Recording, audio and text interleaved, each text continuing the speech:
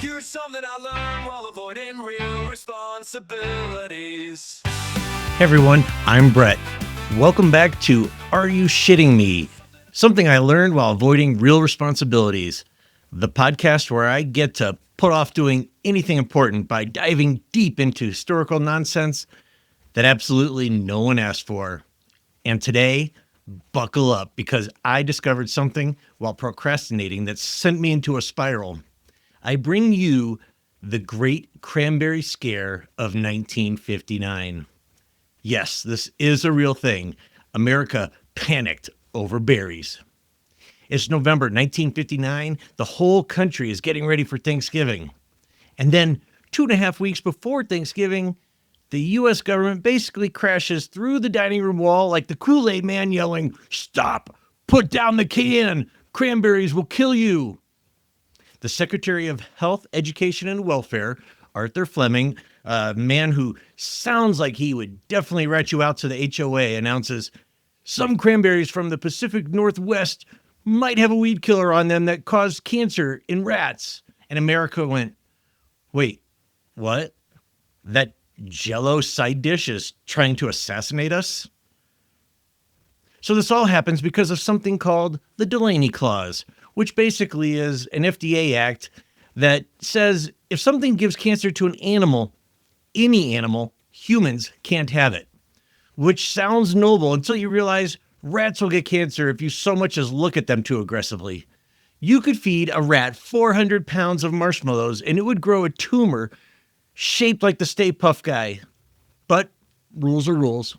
So the government basically tells Americans, if you don't know exactly where your cranberries came from, don't buy them. Which is hilarious because in 1959, no one knew where any of their food came from. You ate things from cans with labels like meat and didn't ask questions. Immediately, stores start yanking cranberries off the shelves like they're contaminated with nuclear waste. Restaurants remove them from the menus, and moms everywhere panic because Thanksgiving is basically canceled.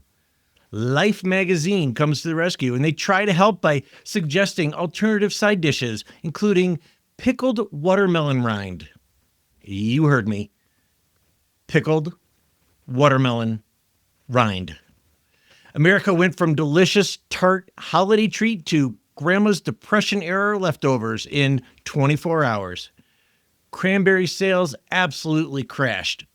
Fresh cranberries down 63%, canned cranberries down 73%.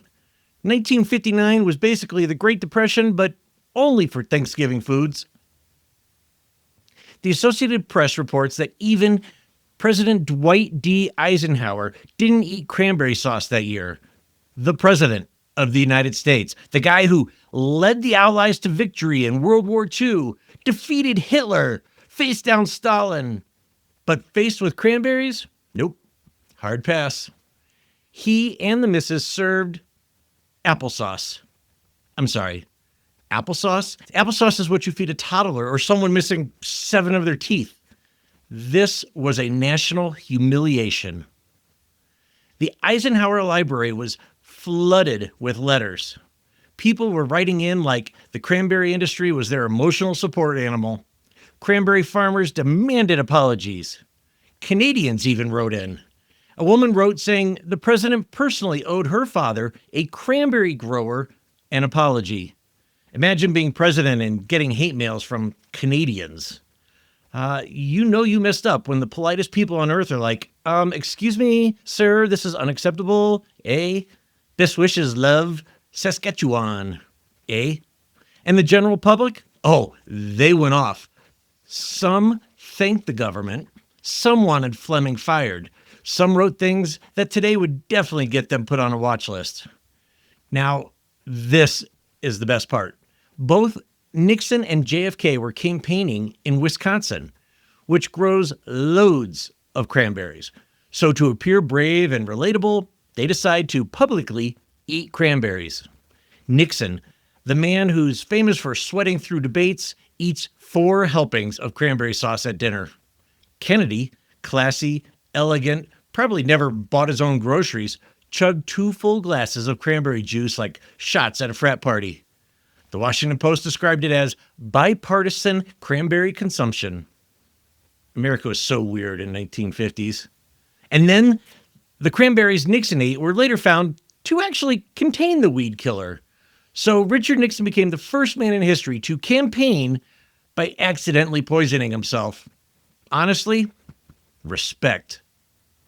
Cranberry growers got hammered financially. The government had to spend $8 million to help them recover, which in 1959 money was equivalent of a lot of cranberries.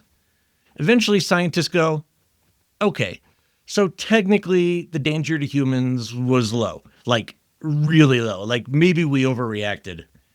And in 1996, the government replaced the no fun ever Delaney clause with something more like, look, as long as it probably won't kill you, it's fine, go live your life. Thus ushering in America's new era of, good enough. Here's my favorite part. People freaked out over a food that most of them don't even like. Cranberry sauce is a dish everyone insists must be on the table, and then nobody eats it. It just sits there, a wiggly red cylinder of shame.